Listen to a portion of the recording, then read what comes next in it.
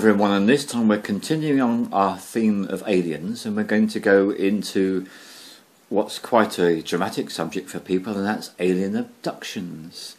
So Neil, I know there's something you'd like to share about alien abductions with us. Yeah, I've been reading a book by a Harvard psychiatrist who went to interview a lot of alien abductees, and interestingly enough, the point that he pushes quite fervently is that none of the abductees are suffering from any kind of mental illness or psychiatric problems, and the other thing is that there is lots of themes developing between these abductees who have no knowledge of each other. And reading the book, there was not only a lot of interesting occurrences that I can definitely say have happened in my lifetime, but also a lot of crossover between abduction and shamanic journeying and shamanic interactions. So really it was just about talking about what kind of crossovers there may be, and also whether who does abduction serve, what's the purpose behind it, and is it a good thing or a bad thing? Well, that inclines me to my memory of having very recently finished Chris Thomas's book Synthesis, and he writes extensively about extraterrestrials, and one of the points he makes is that we need to be aware that a considerable amount of abductions are not done by extraterrestrials at all, but done by, shall I say, government organisations, black organisations, whatever you want to call them. So dodgy stuff, basically. However, it does seem fairly reasonable to conclude that some of the abductions do indeed take place as a result of extraterrestrial activity. And so, yeah, the question is going to be why, isn't it? I guess one of the things that comes up straight away is that this is an extraordinarily interesting planet because of what we're engaged in. And we all came here with a purpose, and our purpose was actually to discover how to handle a really significant quantity of negativity, and this links in with the previous film. Human beings and society and culture worldwide have experienced massive amounts of negativity, and this is, within the context of the universe, a unique experience. So what we as humans have the opportunity to do is to experience very high levels of negativity and to learn how to survive and overcome the obstacles they present to us. And what we've learned as a human race is what we call conflict resolution. This is our great gift to the universe, the fact we've been able to do this. So there's an extraordinary amount of interest from the ET races in terms of what we're doing. We are certainly being monitored continually. And from what little I understand, it is the less evolved of the ET races and the more likely to be intervening and interfering with our progress. And this brings me up to the conversation I had with you in the car, Neil, where you spoke about your own abductions. And the question I was asking is, what feeling did you get about these beings that were doing this? Was it benevolent? Was it not? And how did you know?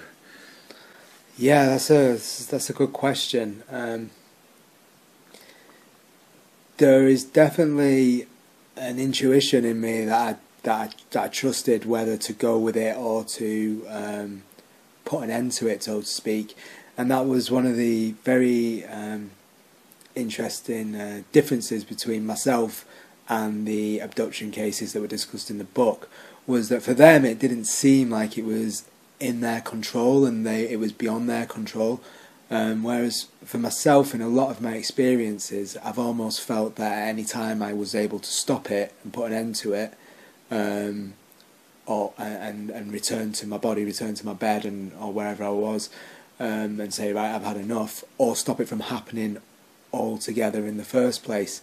And there has been a couple of occasions where I've become aware that I'm in an abduction experience, and it's been a malevolent one, and I've definitely wanted to put it to an end and have been able to do that, and that really has been as a result of shamanic training and working with guides and being able to call on their assistance in that situation. but it did raise a lot of things from my childhood, such as things coming into the room, all this kind of stuff, different lights flashing in the room, different lights coming in, and you mentioned the colour. Yeah, there's in the book it mentions either a blue or a white light coming in, and I have a distinct recollection of an experience whereby a blue light came and my body was starting to be moved out of the bedroom, and I took the decision that I wasn't going to go and went back to my bed. And it was kind of a funny one, because a part of me wanted to go to see what, was curious about it, but a part of me was saying, no, you definitely don't want to go. And I came back, and the interesting thing about that was my wife in the morning, with no prompting, was asking what that blue light was all about last night. So, and it was, we were staying somewhere quite remote and out of the way at the time as well. But that's the first time there's been a connection with somebody else actually experiencing something in my own experience. Yeah, validation. Yeah, and there's been a definite change in some of the experiences. I've had some dark ones where I've just turned over and opened my heart up and said, I'm not afraid of anything you've got for me. Take what you want, do what you want. And it's all come to an abrupt end. Well, I say that there was a bit of an information exchange that went on, but after that, it came to an end. I'm beginning to wonder about fear. I imagine that for a lot of abductees, the natural place to go, especially for children, would be a state of fear. Now, in the cases where you felt that you had control, did you feel fear, or how was that for you? No, the times when I've had control, I was feeling the opposite of fear, which would, I suppose, be love, or even more just a very strong sense of self. Now, this relates perfectly to Rick Strassman's work on DMT, the spirit molecule. He was a scientist who injected intravenously DMT into a lot of subjects over a period of years, and he discovered that the experiences they described sounded like exactly the same as alien abduction experiences. And what he noticed is if the person was in a state of fear, their report afterwards was like a horror film, and if they maintained their state of love, it was an entirely blissful experience. So that gave me the understanding that perhaps a real key quality in an abduction experience is the state of consciousness of the potential abductee. And there's also definitely the reason why it kind of, I feel, a crossover with the shamanic world as well. It's physical, non-physical and semi-physical. So, for instance, one time I was returning to my bed after an incident, and I could still feel the things that had happened to me on my body. I could still feel them. It wasn't a painful experience, but there was almost like a feeling of, for instance, if you were under local anaesthetic and something had happened, you're not feeling the pain of it happening, but you definitely feel that something's been done there. That's the best way I can describe it. And it lasted only briefly, and then left after a matter of 30 seconds or so. But that's the definite gist that I get, that when these things happen, it's not on a physical plane, and it's between semi-physical or non-physical planes that these things are going on. So I want to offer a conclusion, which is, if you at any point ever in your existence feel that you're in some kind of an abduction experience, the first thing to remember is that everyone has a connection with their holy guardian angel, their higher self. So we all have an aspect that we can call upon for assistance, and knowing that aspect is infinitely powerful then can cause us to lose any sense of being sucked into fear state, because a fear state is more likely, from what I've researched, to cause you to have an unpleasant experience. And if you stay in the state of love, ideally, or at the very least interest, and to be sure what you want, and if you, in your gut, you feel like you don't want to go, you make it clear you're not going. If you feel that that's something you want to explore, then that's your choice. So make sure you're the one that's calling the shots in these experiences. Yeah, I would say that's good advice, definitely. Maybe I would say the one thing that links the abductees as well is they get a strong, because of course not all the abductions are horror stories. Some of them feel like you say that they've had a pleasant experience, that good things have happened to them, that they've almost been upgraded in a way. But there's also another sense that a lot of the abductees share this feeling that they're here on Earth, but they also have an alien self and an alien home planet. That's the perfect segue into a particular substance which is known as ketamine.